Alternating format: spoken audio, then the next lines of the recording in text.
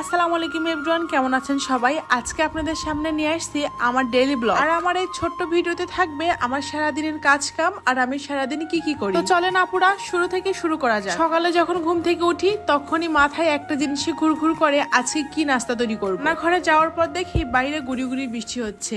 আজকে যেহেতু গরম কম তাই ভাবলাম যে রুটি তৈরি করি। আর আমার এই পারফেক্ট রুটি রেসিপিটা আপনাদের সাথে শেয়ার করি। যেসব আপুদের নতুন বিয়ে হয়েছে কিন্তু রুটি তৈরি করতে পারেন না, তাদের জন্য গোপন একটা টিপস আপনাদের সাথে শেয়ার করব এখন আমি। এই যে আপুরা, আপনারা যখন রুটি তৈরি করতে যাবেন আর রুটির খামিরটা তৈরি করবেন, ঠিক তখনই যতটুকু পানি দিবেন ততটুকুই আটা দিবেন, তাহলে আপনার রুটির খামিরটা একদম পারফেক্ট হবে আর রুটি হবে একদম সফট। আর রুটি বানানোর ক্ষেত্রে এই সিক্রেট টিপসটা অনেকে জানে না, আর সেটা কিন্তু আপনাদের সাথে আমি শেয়ার করলাম। আমার কিন্তু রুটি বানানো হয়ে গেছে, এখন রুটিগুলো আমি ভেজে নিব। আর দেখতেই পাচ্ছেন আমার রুটিগুলো কত সুন্দর গোল হয়েছে আর দেখতে কত সুন্দর হয়েছে। আর রুটি কিন্তু দেখতে সুন্দর হলে খেতেও কিন্তু অনেক বেশি ভালো লাগে। রুটি বানাতে পারলেই কিন্তু হয় না, রুটি ভাজার মধ্যেও কিন্তু অনেক টেকনিক আছে। রুটি সবসময় চেষ্টা করবেন 3 বার উল্টানোর। 3 বারের বেশি যদি আপনি রুটি উল্টান তাহলে কিন্তু আপনার রুটি এমন করে ফুলবে না। তো অন্যদিন আপনাদের সাথে শেয়ার করব কিভাবে রুটি এভাবে ফুলকো ফুলকো করে ফুলে। তো যাই হোক, আমার কিন্তু রুটি বানানো কমপ্লিট। এখন আমি লাচ্চাটা রান্না করে নিব। এই লাচ্চাটা ঈদের মধ্যেকার, মানে ঈদের মধ্যে কিনেছিলাম আর খাওয়া হয় না। আসলে আমরা মানুষই দুইজন, মানে মিষ্টি জাতীয় খাবার আমার বড় পছন্দ করে না, আমিও পছন্দ করি না,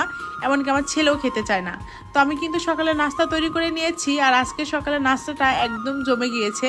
তার সাথে ছিল সবজি, ডিম ভাজি, সেটা শেয়ার করা হয় নাই। সকালে নাস্তা বানানোর পরে সবগুলা কাজ একটু তাড়াহুড়াই করে করতে হয়, কেননা এখন তো দিন অনেকটাই ছোট হয়ে গেছে। আর সকালে নাস্তা করতে করতে 10টা 11টা বেজে যায়। পরে যে একটু রেস্ট করব সেই সময়টুকুও পাই না। তো ফ্রিজে যায় দেখি কোনো সবজি নাই, আর গরুর বটটাই ভিজিয়ে দিলাম। আজকে গরুর বট রান্না করব। আর এই গরুর বট খেতে আমার এত বেশি ভালো লাগে, আমার বড় অনেক পছন্দ করে, আমি অনেক পছন্দ করি।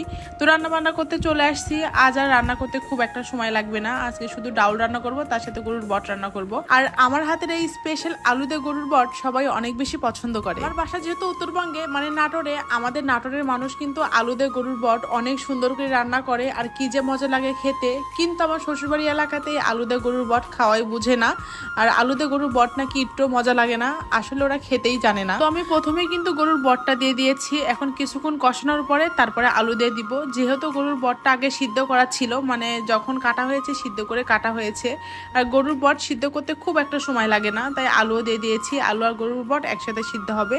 আর আজকে আমি বট আর আলু একদম ভাজা ভাজা করব।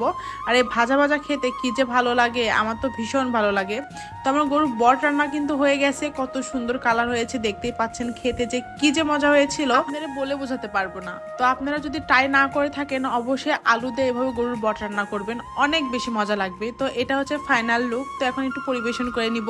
তো যাই হোক, আমার এই ছোট্ট ভিডিওটা আপনাদের কাছে অনেক বেশি ভালো লেগেছে। তো আজকে ভিডিও পর্যন্তই। আশা করি আমার ভিডিওটা দেখবেন এবং লাইক, কমেন্ট, শেয়ার করবেন। আল্লাহ হাফেজ।